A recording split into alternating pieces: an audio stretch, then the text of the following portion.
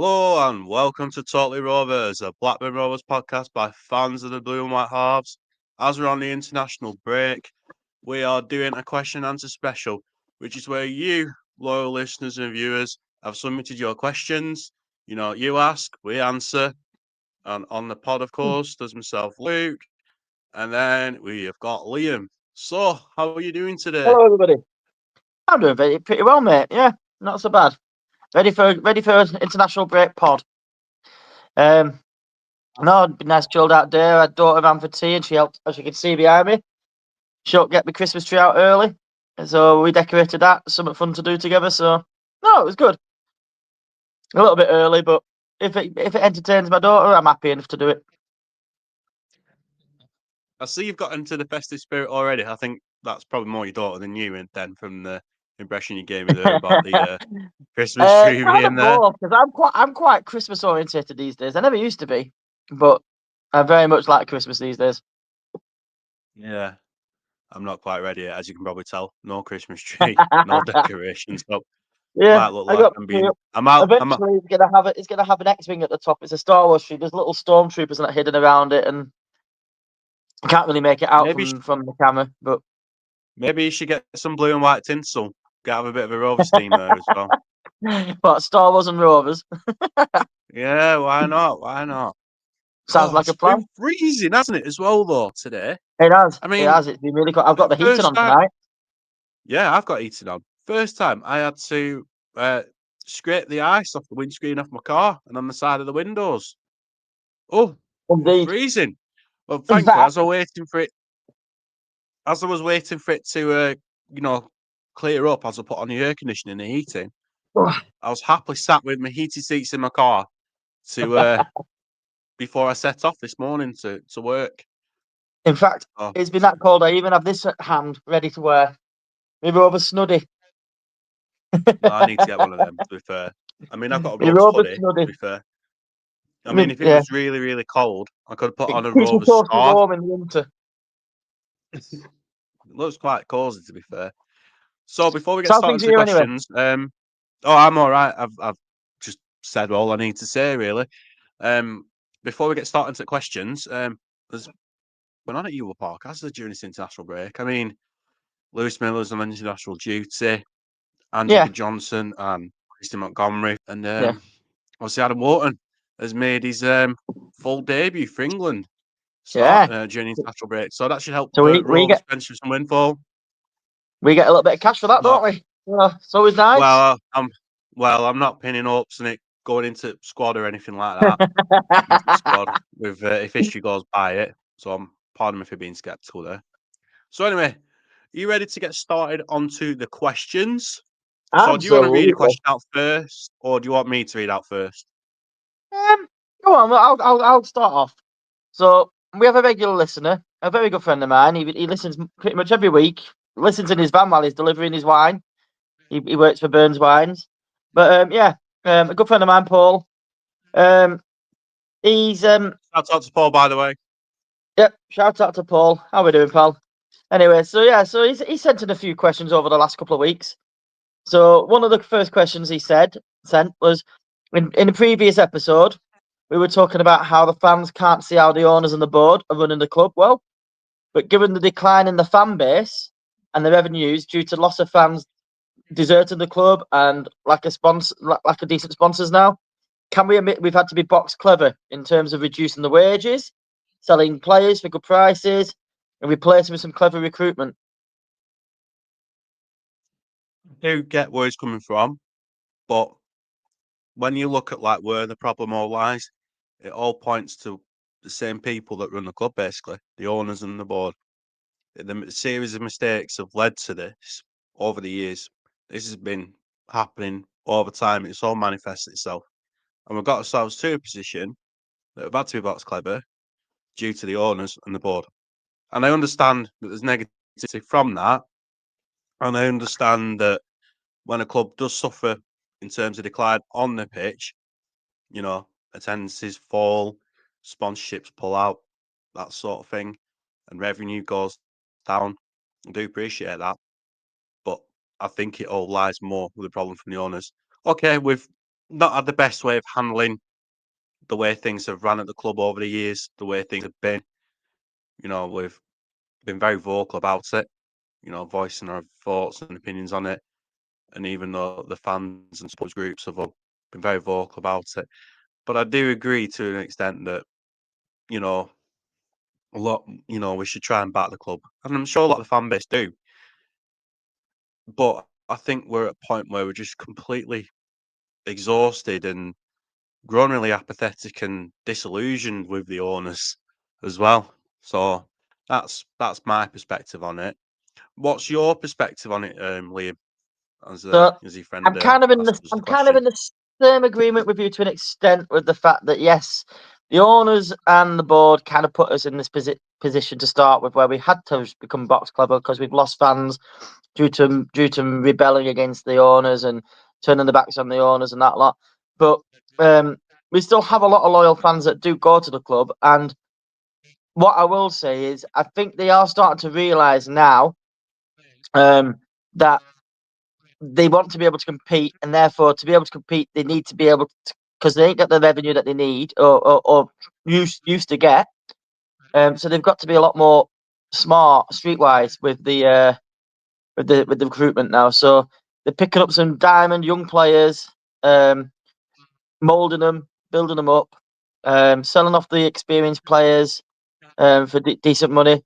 The ones that aren't willing to sign on new contracts, contracts are running low. Because at the end of the day, they want players that want to play for their club. So if they're not willing to sign on new deals, then fair enough, they're selling them off for decent prices, and bringing in some decent young talent to replace them. I think that's a clever strategy that they're playing there. Personally, I do think it's started to show itself as well. Over the last 4 or 5 game weeks, it's started to show itself. Yes, we've had a bit of a slow start this season, but I also think we're going through a period where we've got a lot of fresh talent that needs time to bed in. And I think genuinely, I do think some of the recruitment this summer has been quite clever. Yeah, I suppose there's a method to the madness from what they're doing, but it's a very risky strategy, isn't it? I suppose you Well, it can look is. at it as if there's a big risk, there could be a big reward. It is a gamble, but the jury's still out on whether or not it'll pay off. I Yeah. mean, I get that we've sold some players that were experienced and didn't want to sign a new contract. Take Travis, for example, Callum Britton. I understood completely why we sold them, but not replacing Dom Hyam, that's one I Mm, think has been proving to be costly. I think we would have true. probably not dropped as many points this season had Dom Hyam stayed and played for Maybe Rovers not. for us. But the one thing you I think we can could have say been. is Lewis Miller has really stepped up in that position, considering he's playing out of position, and he's been a saviour for a couple of games for us, the last few results that we've had. He has, but he's not a centre back, and I'm not buying No. into Rudy's argument with that, saying, "Oh, we've got Lewis Miller, he can play as a right back."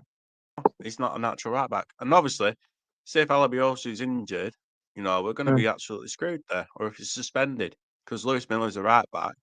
We had that depth there with two right backs, in the squad. We're very short on centre backs because Scott Wharton's No, injured, I agree to an Hayden extent. Carter's injured, so I don't I don't totally agree on that. So there is method to the madness. I think there are potential in a number of the players that we've actually got. Some are bedding in quicker than others. I'd say Alabiosu and Miller have pretty much hit the ground running, but I think we'll see.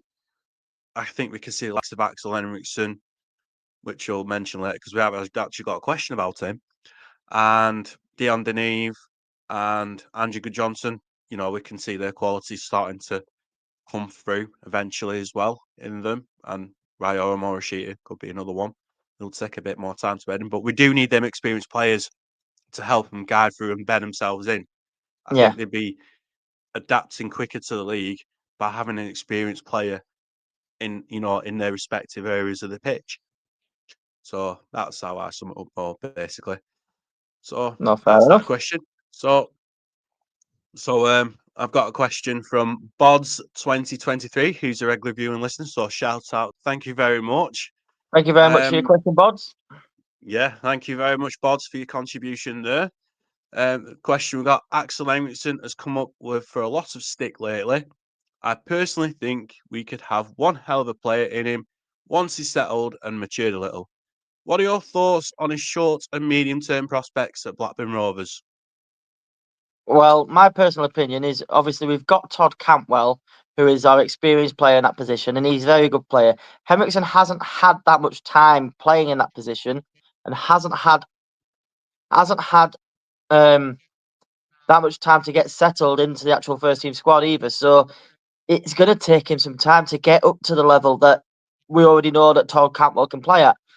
However, I have seen glimpses of how well Henriksen can play. There's been times where he's made mistakes. Don't get me wrong. But as a new player playing in a new league, it's tough. It's a difficult league. It's going to take time. But what I will say is, I can see some promising signs from him, and I'm not one of these ones who's negative towards Henriksen. I think we could have a decent player on our hands there, and he could definitely learn a lot from Campbell. Yeah, I think there's potential in Axel Henriksen.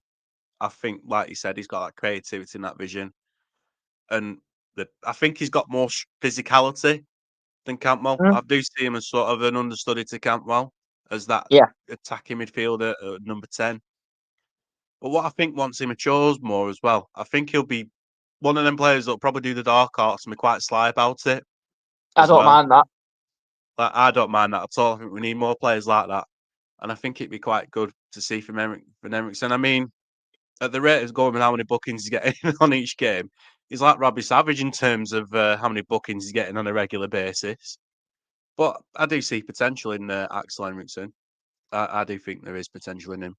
Just think he needs to bed himself in. Once, I think it's a steep learning curve. It looks like he's rolling his sleeves up and getting on with it. And he doesn't seem too phased by it.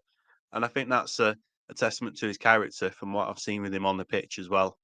Okay, he's not the most disciplined of players, but give it time and when he matures, I think we could have a decent player, potentially a decent player in our hands as well. Well, not just that. If he's learning off Campbell as well, Campbell's not going to be with us forever. Campbell's like getting on a little bit now. Not saying he's not got a couple more seasons in him, but he's getting on a bit now. So there will be a time when Campbell will end up moving on or end up leaving Rovers. Henriksen could be the perfect replacement for him if he learns well from Campbell. We've already seen the glimpses of what he can do with the creativity and that lot. Obviously, Campbell's a lot more creative. He's got much better eye for a pass and that lot. But like you said, the physicality side of it, the dark art side of it, I think we could have a decent player on our hands, especially if he learns well from Campbell. And I think Yeah. he could be a good replacement for Campbell. Yeah, I mean, if we've got him as a replacement for Campbell, like in the Yeah, medium term at least, I mean, it's a pretty smart recruitment if he turns out to be the player that the recruitment team see yeah. growing and developing into. So I think there's more to be seen from Axel Henriksen, to be honest. That's I my agree with you. personal opinion on I him. agree. So next question. Next question. Well, go back to Paul. He set a few in today. Well, set a few in. Kind of follows on from the last one, really. So he kind of said, so can we admit to seeing a real strategy now that we're signing permanent instead of loans, rather than relying on loans a lot? Um, the fact we're reducing the wage bill, we're selling players on for decent fees, and we're replacing well. Can we see this as kind of a positive? And how and would you not agree that this needs a period of transition to get them up to scratch rather than getting on the backs in the first portion of the season? And he's not saying that we are getting them, but he's saying before we get on their backs is what he's saying. I think I'm skeptical about this cost cutting malarkey, though. I mean, business decision probably a sound one, but as a footballing one, I'm not so sure. Really, not so sure. I mean, it could come at a cost of our championship status in the worst case scenario. I mean, the cost of relegation is going to be far greater than saving a few pennies on the payroll for players. That that's my argument for it. So Fair enough. that's my concern about it. Do What's you yours think on it, Liam? do you think they need a period of transition though as well? Like Yeah, I this think they do season with sort of thing? This yeah, season. yeah, of course, absolutely, because the team has come completely after you know missing out on playoffs last season and been a huge turnover of the squad. Yeah, we should Yeah, allow him for a bit of period of transition. I think we just need to see where we are. If we stay up, which I think is paramount for this season, it's where we stay, where we're at, and then take it from there. I do yeah. see where your friend is coming from there, Liam. I do appreciate that part in it as well. I What's your mean, view on it? my view on it realistically is yes, okay, the cost cutting thing isn't ideal, but I think it's a necessity that we might have to do because I do believe at the moment where we stand at the moment, with the fact that we've got low fan base, low revenue, um, we have to accept that we probably are a lower level championship side at the moment. I'd like to be hoping that we can push ourselves back up towards that top end championship level, but we've got to be a bit more realistic rather than optimistic. And I'm always the optimist. You know what I'm like when it comes to games, predictions, and all that lot. However, cutting the wage bill. If we were the worst case scenario to happen, where we were to go down, we would have to lose a lot of players anyway that were on high wages because you'd have to drop your wage bill to play in the league below for financial fair play reasons. So I wouldn't think we'd have to lose many players if we were to drop because the fact our wage structure isn't as bad now. We had a lot of players on high wages last time we went down there. Um, Yeah, but that being said, I don't think we're in danger of going down. I think we've got enough quality in our side to stay clear of the relegation zone. And this season, I do believe, will be a transition period. And I think with the decent and level of talent that that we've got coming through, I think we can push on from this season after the season and maybe progress next season with a couple more shrewd signings, another decent defender, and a couple of just to knit the squad together with a few more players just to give us some depth. yeah, but for the more skeptical, you know, fans, I think only time will tell. But of course, I there'll can be plenty understand why that there's a lot of skepticism in it. yeah, because it is a big gamble. It is a big gamble It that's is a been big taken gamble. by the club and the board. And if we do stay up, they might say, "Oh, it's paid off. This is paid off. We can build on from there." Then I suppose. So that's how I see it. No. Yeah, Right, next question. We're back to Bod's 2023. Thanks once again for another question. It's about Matt Gay. Matt Is there a Gay. player in there? Yeah, Matt Gay. Is there a player in there, or do we simply not play to his strengths? Should we cut our losses and move him on? So, what's your thought Oh, on Matt good Gay at question. the moment this season? Personally, I think we've got a player there. I mean, I've seen what he can do when he comes on the pitch. I mean, look at what he did a couple of games ago. He came on the pitch. Okay, yes, his first touch was poor. When he got played through, but he then managed to take it to the edge of the 18-yard box, then run back between two players with using his strength, and he was quite quick with his feet and got a shot off, and it only just went wrong side of the post. I actually thought he was going to pull off one of the best goals I've seen this season, and yet, okay, it didn't come to fruition. But he looks strong in the box. He seems all right to hold the ball up, and he has got a decent touch on him. He seems all right at times. I just think because he's not getting as much game time, maybe the confidence isn't there at times. But I, f- I do think, I do think there is a player there. We just need to find a way to play to his strengths. I'm not sure about Gay, to be honest. I just think on paper, he's not a great player when you look at his goal tally and assists, particularly compared to Good Johnson and Ohashi. He's just poor next to them two. Mm. Good Uh, Johnson only he scored does, only scored recently though. Good Johnson wasn't yeah. scoring much himself for about 7, 8 games, 9 games, however many it was. He's only just started scoring recently. Maxwell Gay's barely featured in them games. He's come on as a very late sub in all them games. That's true. That's true. But Good Johnson's attributes are far greater than Gay, and I'm not just talking No, about fair enough. the Fair enough. goals. You look at his run-ins, his positioning. I mean, Good Johnson doesn't go offside for a kick-off. I could lose count on how many times Matt Gay finds himself offside. And when you consider he's an older player as well, you should know that by now. I think Gay's strengths lie is more of a physicality, not as an out and out goal scorer, because I don't see him as a goal threat. If you play him against a physical side, we got to do the donkey work, do the nitty gritty stuff. I think he's quite good in that respect against defenders of the opposition, where they're And I more don't think that's a physical problem with that. and having to be nitty gritty. That's probably where I was trying to make a point of. That was the point I was making, that he could have Yeah, been quite handy against Derby just before the international break, because Derby are a yeah. physical side, and I You don't can get think yourself about the Ohashi's defence strengths a were bit. yeah, and I don't think Ohashi's strengths were like played there against Derby. Okay, the only strengths that Ohashi's were played was his speed and his pace, but that should have been used, I think, in the later stage of the game when Derby looking a little bit leggy and they're going to be a bit more prone to making errors. I think pace should have been used, you know, towards the latter stages of the game, which is my argument for having Gay instead of Ohashi, just to work, just to tear down the Derby defence and sort of free up Good Johnson, Yeah. to have that pace and, find This that is another space as thing, well. though. This is another thing we could drop with Max Gay as well.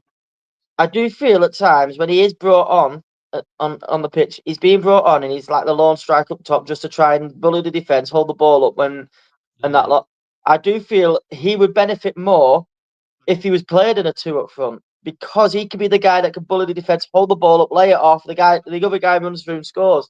That sort of Mm. player, a bit like, and I know he scored a lot more goals and that lot in his time, but I can see him as like a Heskey style player or something like that, like a player that does the donkey work, holds the ball up, lays off, Mm. and but still gets some credit because he's doing all the donkey work and bullying the defense, and then you've got your decent attacking pacey player with skill to take the ball and finish it.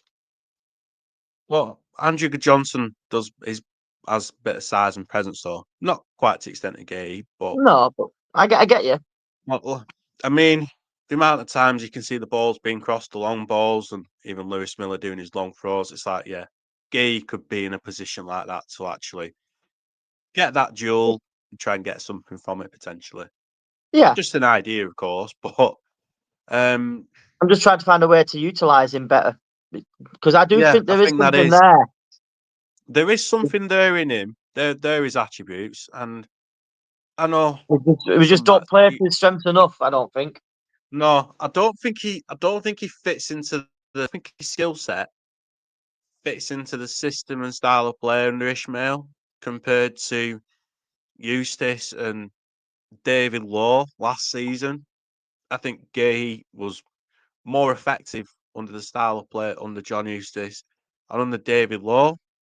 To be honest, I think he's a square peg round hole player under Ishmael, and you know, I don't. I think Harry Leonard, and it's been said before. I've said it Yeah, before. I'm still on the belief that Gay should have been sold, and we should get Harry Leonard on because Harry Leonard's got the attributes to score goals. He knows where to be. He's got that instinct to be at the right place at the right time. He's a better finisher than Gay, and I know he's had his injuries, but I think it would also back the club's pledge about promoting, academy players and having more academy players into the I get first what you're team as saying there.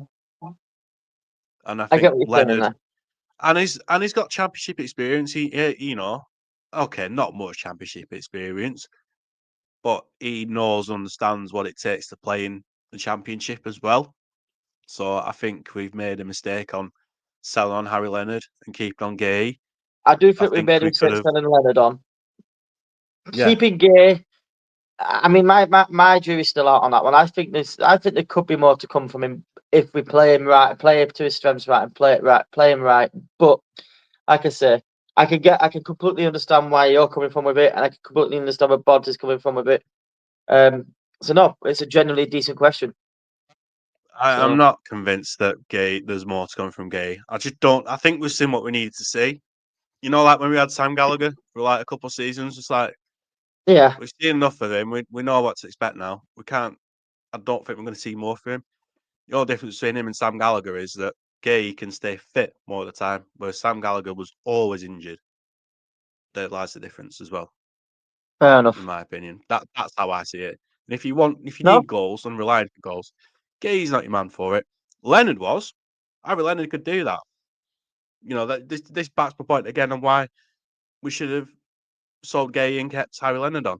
And what Bod's mentioned about should we cut our losses and move him on?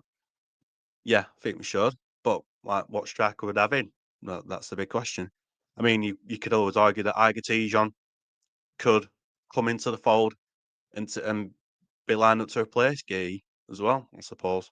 No, it's a fair shout. But Tijon has been on he's on international duty at the moment for under 17s, isn't he, for England? Yeah. So I think that could be an argument. That could be something looking at, I suppose. But very good question. And thank you once again, Bods. I'll shout out to you. Right, next question, Liam. So again, another one from Paul. Given what has been said, and that there seems to be some sort of strategy now, can you see us progressing year on year if we stick with this strategy? And how long do you think it could take before we become an established and threatening championship side again? Skeptical about that, to be honest. I think why I'm skeptical is because of project is the buzzword from the owners or from the board, hasn't it? I mean, we've had a turnover of management, turnover of hierarchy figures. I mean, we don't allow time for it to materialise. We always seem to hit a ceiling sometimes, and that ceiling isn't raised higher sometimes, which is a bit frustrating. So I think because of over years of, no continuity, no patience, or even the owners and the board not putting more into it to get something back out of it to make further progression. So that's why I'm skeptical of it, because I don't know what to believe and what to expect. Because when things do go well, somehow we're 2 steps backwards. For example, take when JDT was there in his first season, and then the court case came, then funding were pulled out, and then we're in a relegation battle. And somehow last season, they're still in that situation. We managed to reach the playoffs. Well, not managed to reach playoffs. We were just shy of reaching the playoffs. I'll rephrase that. I'll rephrase that. And then in this season, we just ripped it all up and started again for whatever reason. So I'm really skeptical about it, to be honest. If history's Fair anything enough. to go by with, the 15 years this club has been under the owners that we have right now. What's your take No, on it? fair enough. Well, I mean, there's no secret to the fact that I'm not the owner's biggest fan. I do think they've done a lot of damage to the club and a lot of damage to the fan base. However, do think they're also very ill advised. And I think the fact that they're still sticking with the club, despite all the negative and hatred that they get, I think is a testament to the fact that they want to do the right thing and want to try and do right by the club. I'm just hoping that bringing in Gusted and trying to get this whole new recruitment strategy where they try and sell big, pick up diamonds, try and polish them, and young, hungry talent could potentially be the right route to go. I mean, obviously, the jury's out at the moment because it's still very early in this sort of new strategy that they're trying.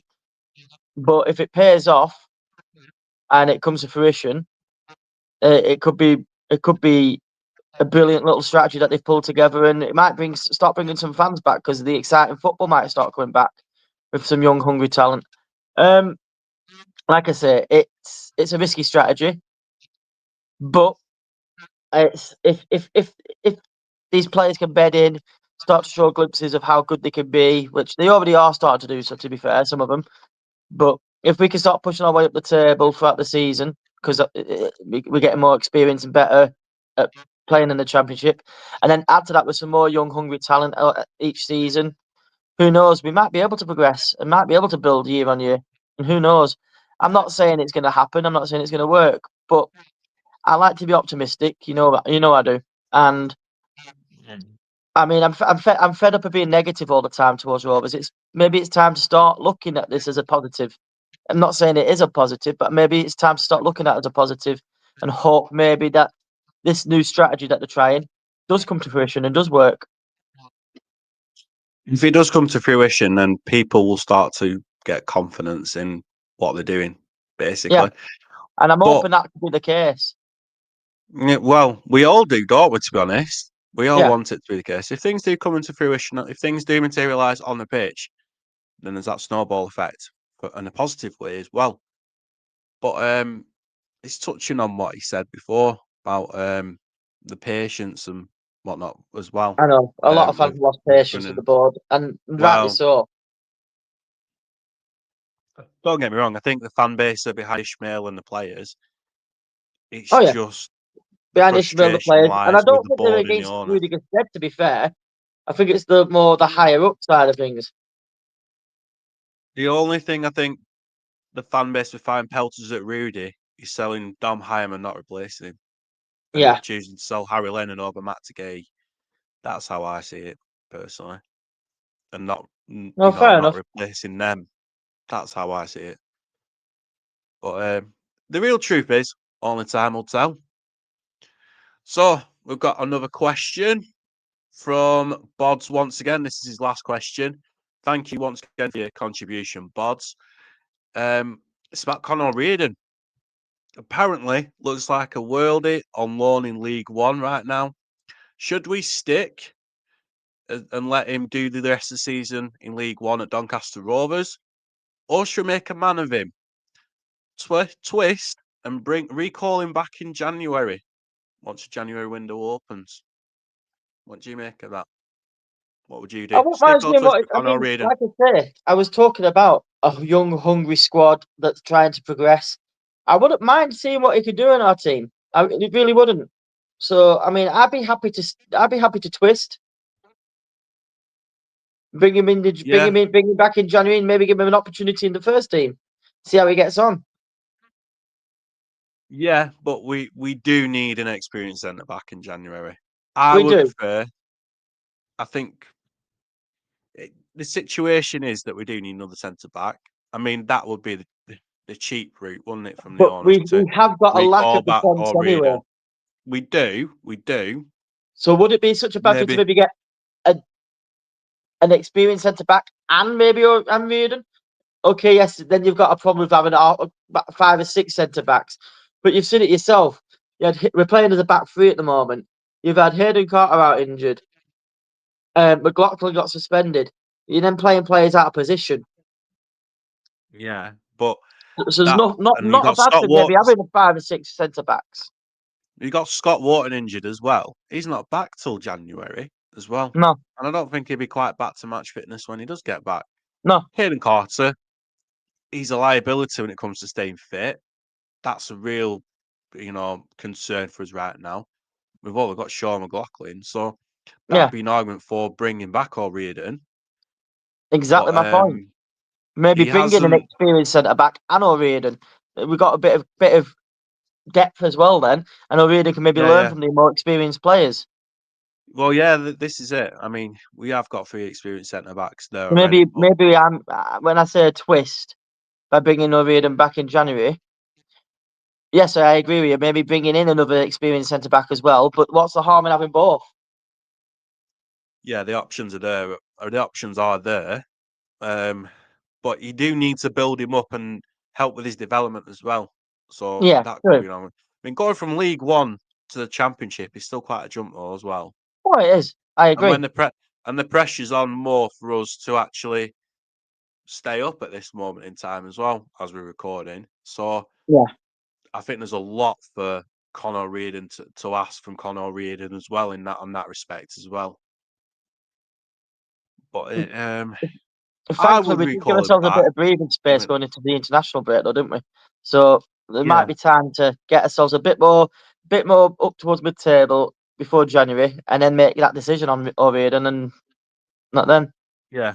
But I would recall him back due to lack of depth in our squad Yeah. and with the plaudits he's getting in League One. But the Championship is a completely different ball game now. Oh, it is. It's quite a big jump, but it could be another. It could be a real tester for him and help his development. That it could make or break him potentially if he Uh-huh. was recalled back. If we twist and recall back, I don't think we've got anything to lose. I mean, I don't. it might help. It will help with the depth and rotation squad by bringing him back. So I think there's more more of a case of bringing him back than keeping him on loan for the rest of the season due to lack of depth in our squad. But we do need an experienced centre back, ideally, going in January. I agree. Right, let's go on to the next question. Okay, well, back to Paul again. So he did send one this past week saying, just before the Derby game it was, he said, do we look at the social media? Do we notice how a lot of the negative narratives disappear when we get a little winning run together? Maybe we need to start looking at getting behind the team, even when we're not winning, to try and help keep that confidence and that support up. It feels like at times that we're quick to jump on the negative narratives. Not all of us, but some fans jump on the negative narrative as soon as we have a bad result and turn our backs, and then it affects the confidence of the players because they feel the negativity. Maybe we should be a bit more positive, even though we might have a bad result, because we can see it there with the fact we had 3 really solid results against good opposition, where it got us a nice little breathing gap from the bottom 3 before the international break.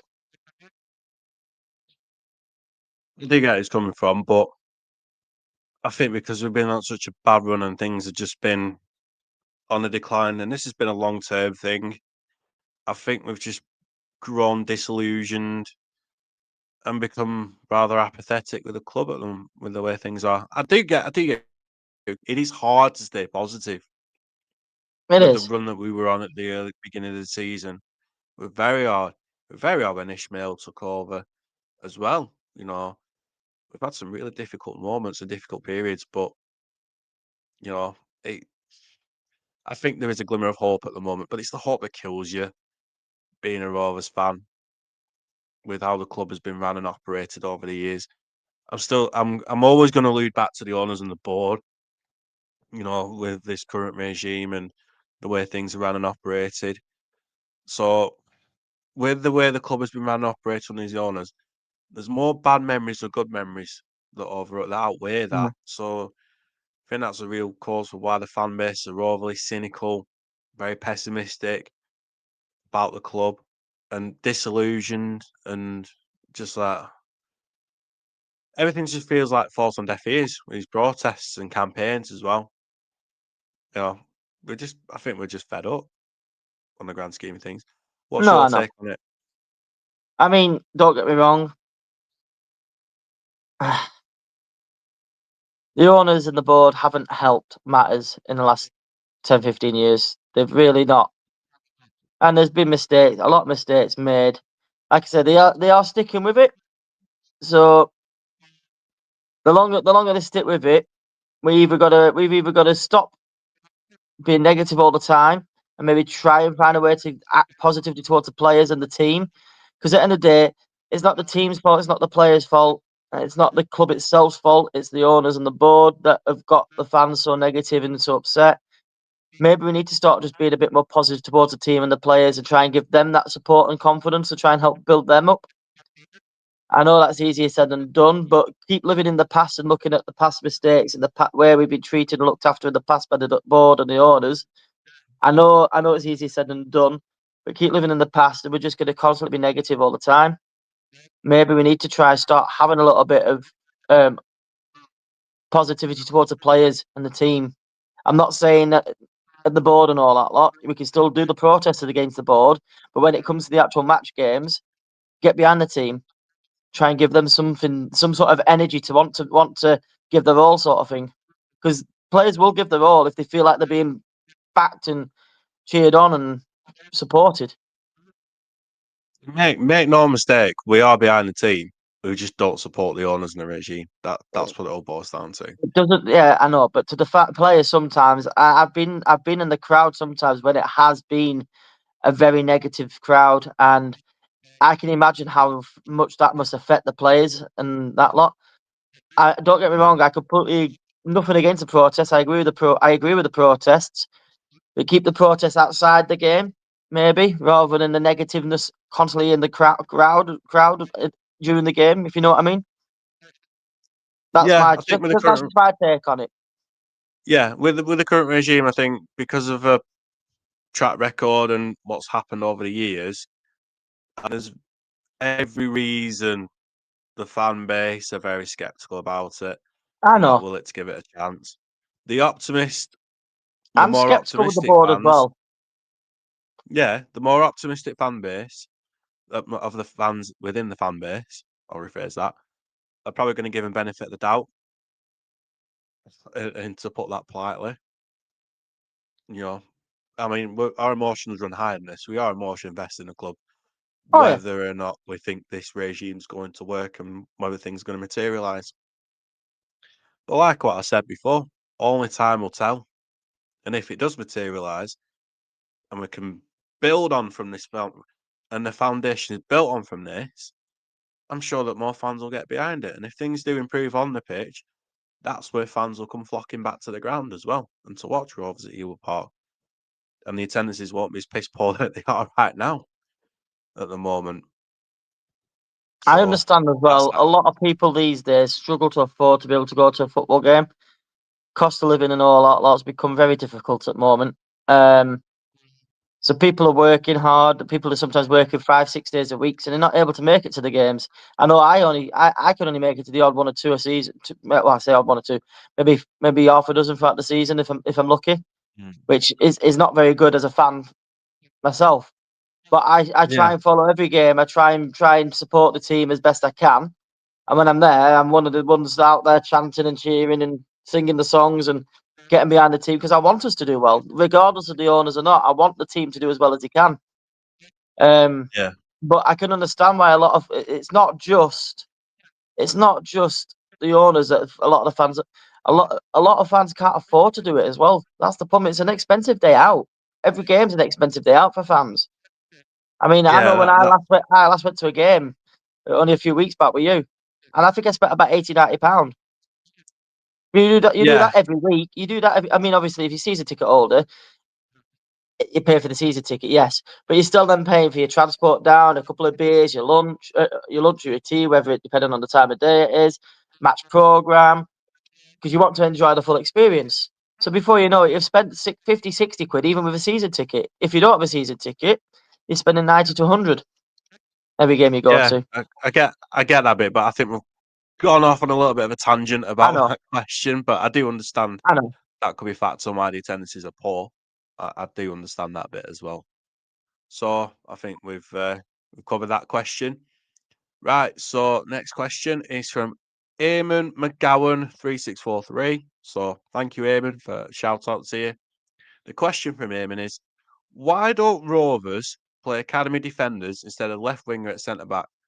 He's referring to the game against Derby when Ryan Hedges was played at left centre back of the back three. Good question, but I don't think we've got any available really, have we? Academy players. Well, was Pickering not So available or uh, Ribeiro available? well, they're not academy players, but Pickering and Ribeiro were available. So I They were think more. it They're begs more the question defensive why they players. were. That's that's what I'm concerned. I get what he's saying with the academy, but if you're going to bring an academy player through, you need them to get the experience as well. You can't just throw them into a game like that against Derby and expect them to be able to cope with that situation.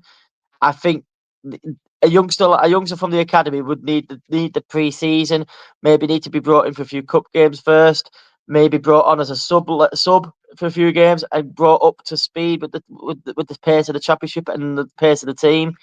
Um, so therefore, I get what he's saying, but I think that is a progress that you've got to take your time with. However, we had two players that I would have preferred. Well, I say preferred. I would have thought would have been much more suited to play that left centre back position in your Ribeiro or your Pickering over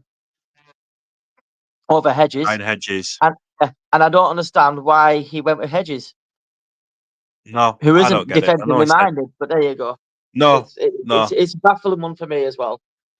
It is a baffling one. I think I'm baffled just as much as What's what your take on I think the the academy question. players though being used for a game like Derby?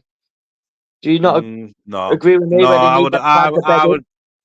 I would have played Pickering or Ribeiro as that Yeah, left-sided centre back instead of Hedges because we needed some championship experience there as well. Yeah. I would have had Hedges as the wing back because he can do the nitty gritty stuff against Yeah. Derby.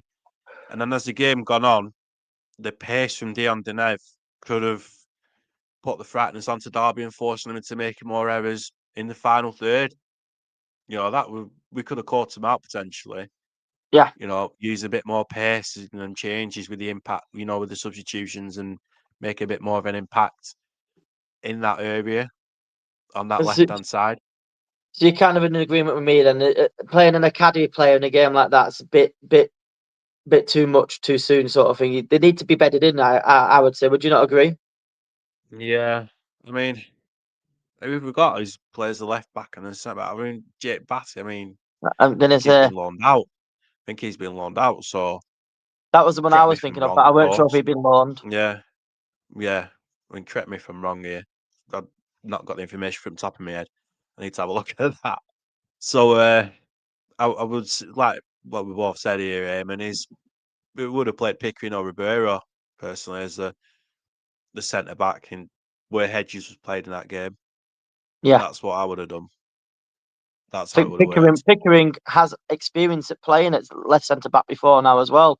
So Pickering would have Yeah, been a and good shout. Pickering and Ribeiro played in the back three as well as that left Yeah. centre back, and they're both quite defensive minded. They both can quite capable of doing the job quite well. I know they don't have the height, but they've definitely got that. You know, they've got the experience and they can do the nitty gritty stuff. I think they could have been quite capable of doing that. I think it would have looked more set. I think it would have been a better backline personally doing it Yeah. that way. Have you got any more questions, Liam, to No, I ask? think that's me all done. So if you've got any more, Uh, fire them away. yeah, we've got one from Darwin Rover, and Darwin Rover has asked, besides the obvious need of an experienced centre back in the January window, where in other areas do we need to improve or add depth to the squad? Well, obviously the centre back, which is he's mentioned, but personally, I do think a bit more cover in midfield because, like as we alluded to, I think in the last episode, and I don't know if we mentioned it at the start of this one, Tronstad is due to go at end of season, so I think we could do with that extra experience in midfield. I mean, don't get me wrong, we've got some good, talented midfielders, but they're still raw. They've not really a chance to bed in. I mean, you got um, Tavares and a couple of the others that are coming in. Telegram Hitman looks quite decent. Don't get me wrong. I think he could learn quite well from Tronstad. But overall, I do feel like we could do with a decent experienced centre mid, maybe. And then the other position I was thinking which might benefit from is maybe another player that could play on the right hand side. You've got Morishita could play there. Cargbo can play there, but he's more suited to the left hand side. I personally think somebody on that right hand side might Yeah, work. I think, yeah, especially since Tyrese Dolan's gone. Yeah, Yeah, I can see where you're coming from there. Yeah, definitely was a right-sided, right right winger. I think Morishita needs a bit more time to bed himself in, yeah, to adapt into this league. I think it's a steep learning curve for him. Totally get that one. Midfield, I would say so, because like you said about Tronstad, he's on his way out come end of season. I don't think Adam Forshaw is going to be still here by the that's end a of the good point as season. well. Yeah, I think he'll I'd be go on, very move sur- on as well. I'd be very surprised if he stays beyond this season. But we do need an experienced midfielder, probably to, Yeah, like you said, bed himself in. If you get a yeah, championship midfielder, brilliant. I think it'd be a good mentor for Garner Hickman and for Montgomery as well. yeah. Christy In Montgomery. that Yeah, midfield, and then for Cine Tavares. But no one's seen Musa Baraji yet because still he's injured. been He's injured. not yet played any minute. He's not yet played any minutes for us. So I He do could be think brilliant, a and mid. yet we don't know because he's just not had a chance to play. Yeah, but I do He's think we been need injured. another midfielder, I agree. and I think a winger could be one because not on the not just on the right hand side, but on the left hand side. Because Ryan Hedges' contract is out in the summer, Yeah, so I don't know what's going to happen with Hedges. Personally, I'd like to keep him on the squad. I think he's a good player, good squad player under Valerian Ishmael. So I do feel like I we've think got he's one cover of on the our. left though, because you've got Yeah, Denise and you've got Cargbo. yeah, but Hedges has got experience. Them two don't. This is true. This is true. That's my argument with keeping Hedges. and I think he's one player that is an influential figure on the pitch as well. When you see him come on as a substitute, Yeah, and now he drives that team on as well. I think he's been one of our better players and one of our more important players this season. I would So agree with you. if they're thinking of moving on Ryan Hedges and not renewing his contract, that could be another option there going forward. Yeah, But if Matt Tagay sold, which we come back to the previous question, maybe get another striker in. That could be but another thing as well. that's another thing. But I also think you've got good Johnson or Hashi, and like you said before, Igor Tijon could also develop himself as a decent attacker. Yeah, potentially, yeah, and get himself some minutes on the pitch. Yeah, Yeah. no, I get that bit as well. Right, and then we've got the last question. It's from Dave. Good shout out to you, Dave. Thank you for your question. Yep. And Shout to out to finish you, this Dave. off, what do you think is the realistic aims for Rovers this season? Ooh, good question. Personally, I think we'll be all right this season. I don't think we'll get relegated. I think we'll be lower end mid table, if that makes sense. So like your bottom three are 22, 23, 24. I think we're looking at around about 16, 15, 16th. It's not ideal, but it's a transitional season. I think if we can get ourselves a few decent wins here and there, pick up some points, I think we'll steer clear of the relegation. But I think lower end mid table, I think, is where we're probably likely to finish the season. It's a big transition. We've lost a lot of experience. A lot of youngsters are trying to bed themselves in and get used to the pace of the championship. I think that's probably likely where we're likely to end up. I think we've got enough talent to stay clear of the relegation zone, though. I really do. What about yourself, I pal? think I think the aim this season is staying up, but like what you said, Liam, I think we're going to be lower mid table at at best.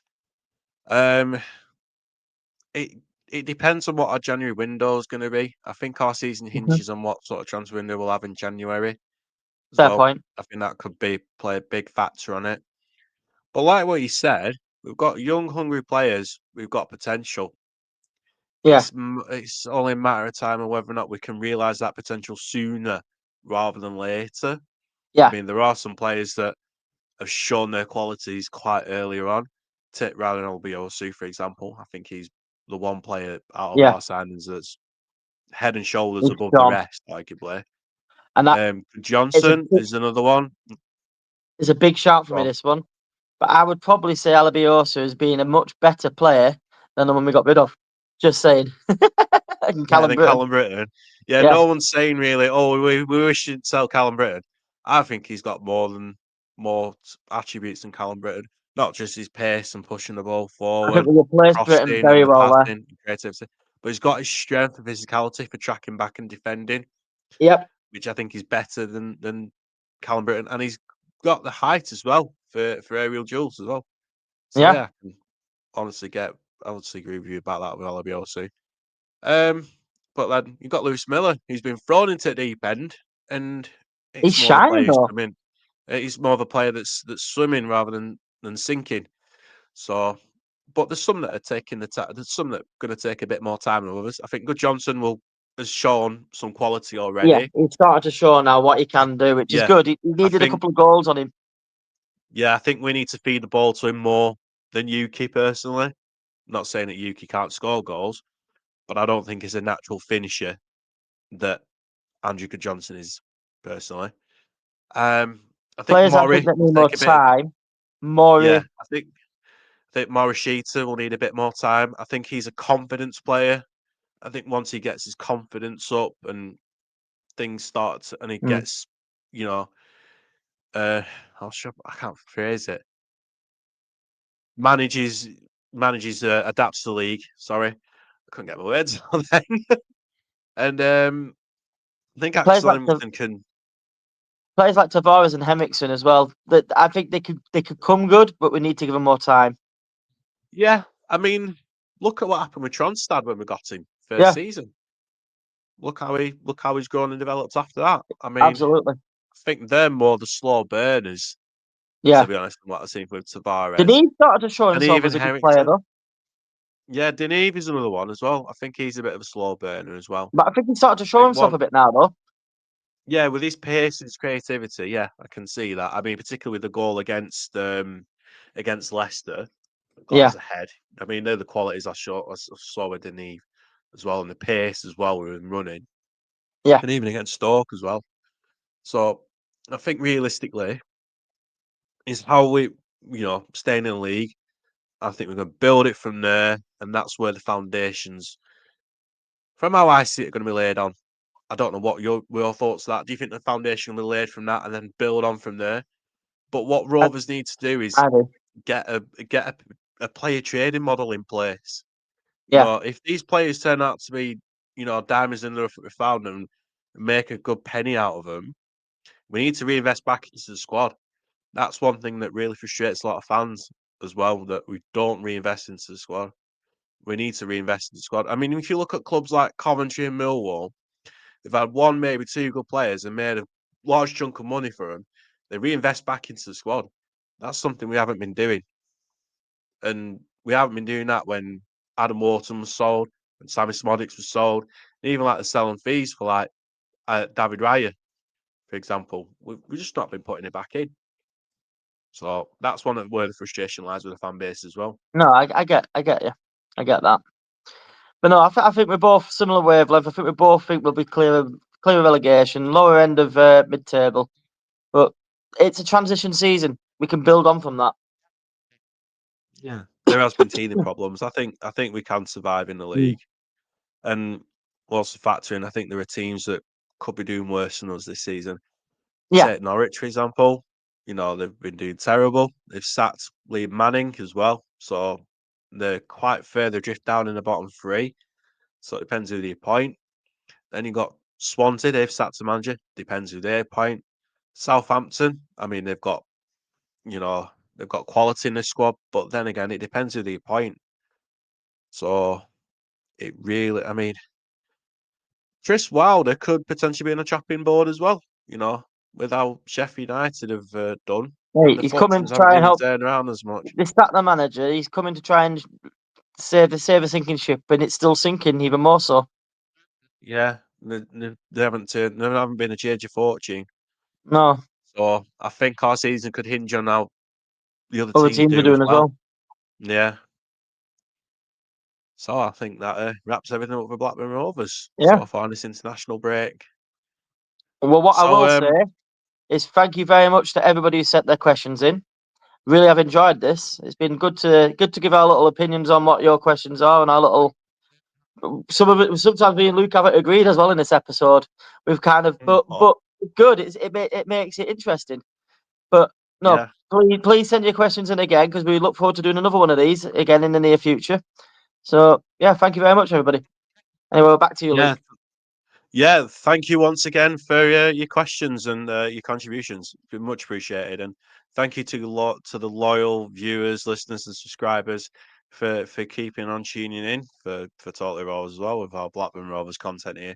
We really enjoy it, and thank you once again for the questions. We enjoyed answering them and reading them. We'll do. Would you be happy to do it on the next international break, Liam? I'll absolutely do another one on the next international Yeah, break. It's good fun, this. yeah. Well, it's a while away. It's in March, so you can get your thinking caps on and send us some questions anyway, or you could just send it us on the comments down below as well, so we can be ready to read them out and answer the next international break. So that's everything now. Thank you once again for submitting your questions. Thank you for watching or listening. Don't forget to like, comment, subscribe if you're new here or if you're regular watchers. And we'll see you next time when we're back from the international break, covering the next lot of games of Blackburn Rovers. So, thank you once again, and take care, everyone. Cheers, everybody.